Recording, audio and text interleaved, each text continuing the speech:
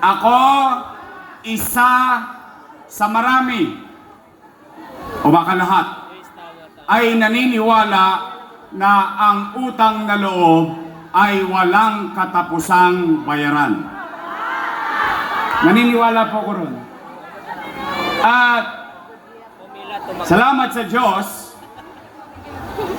at sa mga taong nakasama ko, nakamit ko ang mga tagumpay sa buhay. Ibig sabihin, hindi ko to nakuha ng mag-isa lang. At bilang pagtanaw ng utang na loob, minabuti kong palambutin ang aking leg at lumingon sa nakaraan sa mga taong nakasama ko nung araw. At kanina nga, may nagpa-interview at sinisingil na naman ako ng utang na loob.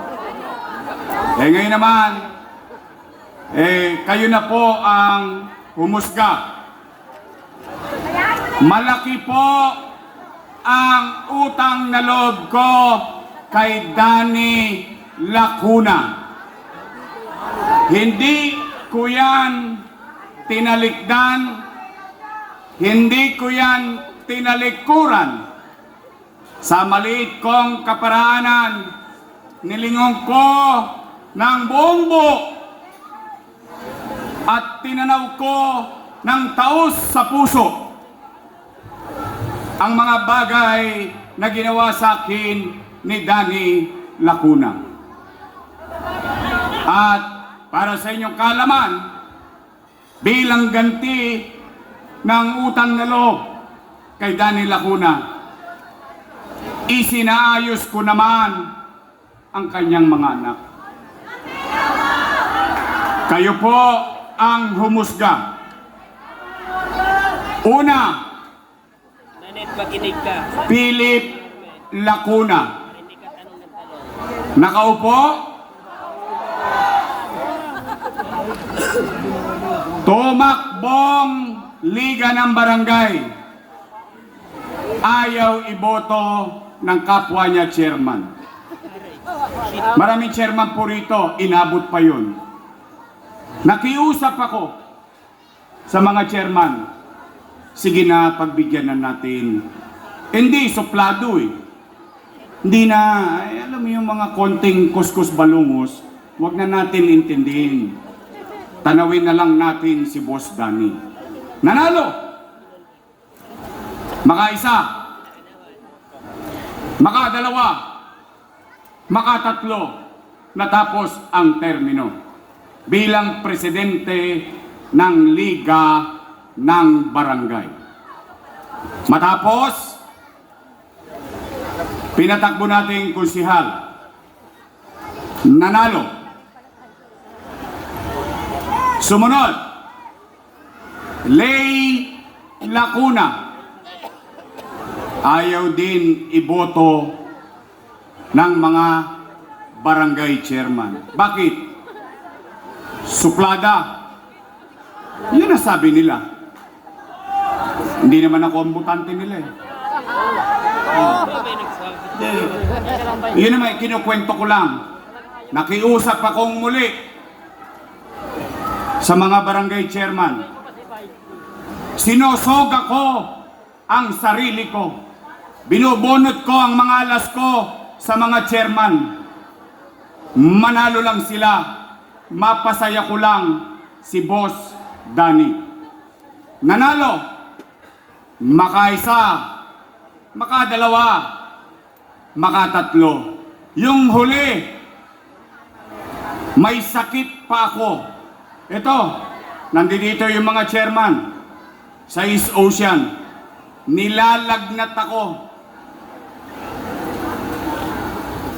Nagshow ako sa GMA 7 bilang host ng tahanang pinakamasaya. Nasarado na.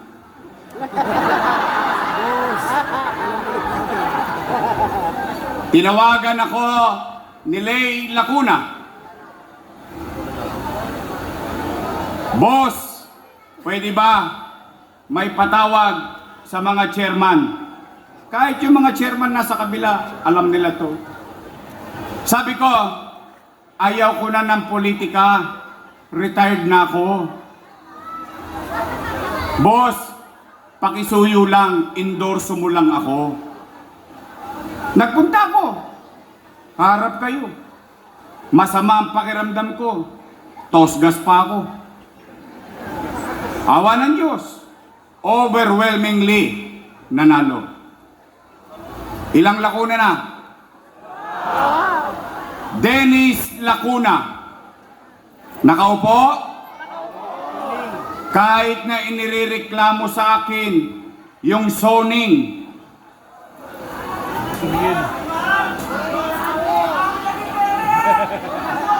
Huwag na tayo magbintang. Basta ang alam lang natin. Kasi ayaw ko manira eh. Gusto ko factual na lang.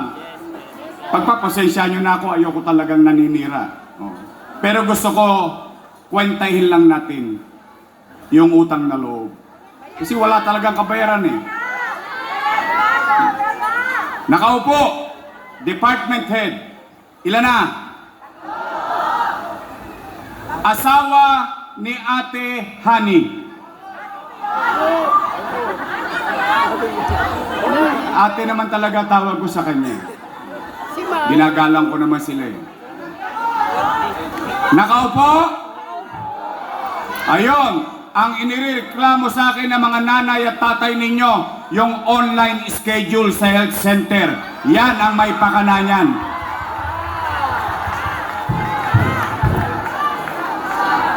Ilan na sila?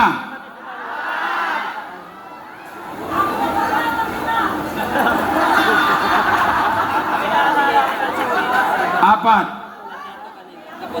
Lisa Lacuna. Meron. Kapatid ni ate. Chief of Staff. Ilan na? Asawa ni Philip Lacuna. Ilan na? Si ate.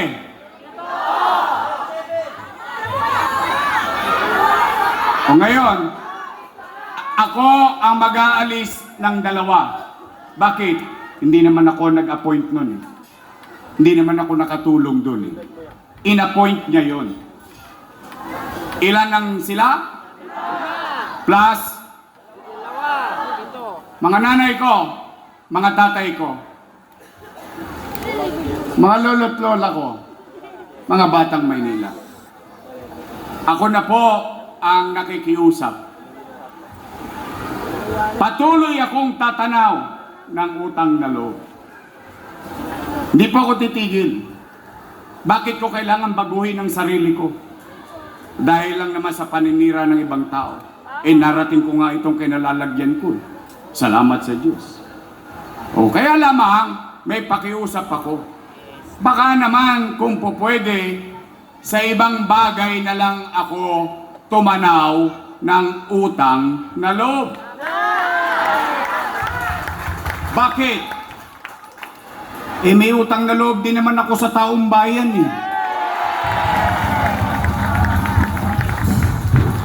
Kung wala ang Diyos at wala kayo, wala ako sa kinalalagyan ko ngayon. Ngayon, masama naman bang lingunin ko rin yung taong bayan na sumisigaw na bumalik?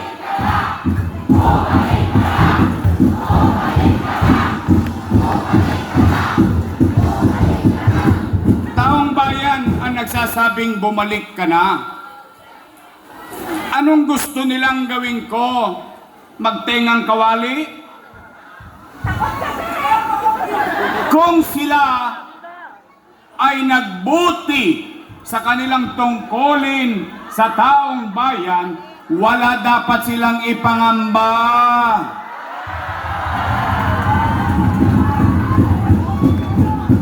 Bakit ngayon isinusubo natin sa taong bayan ang usapin ng dalawang pamilyang politiko?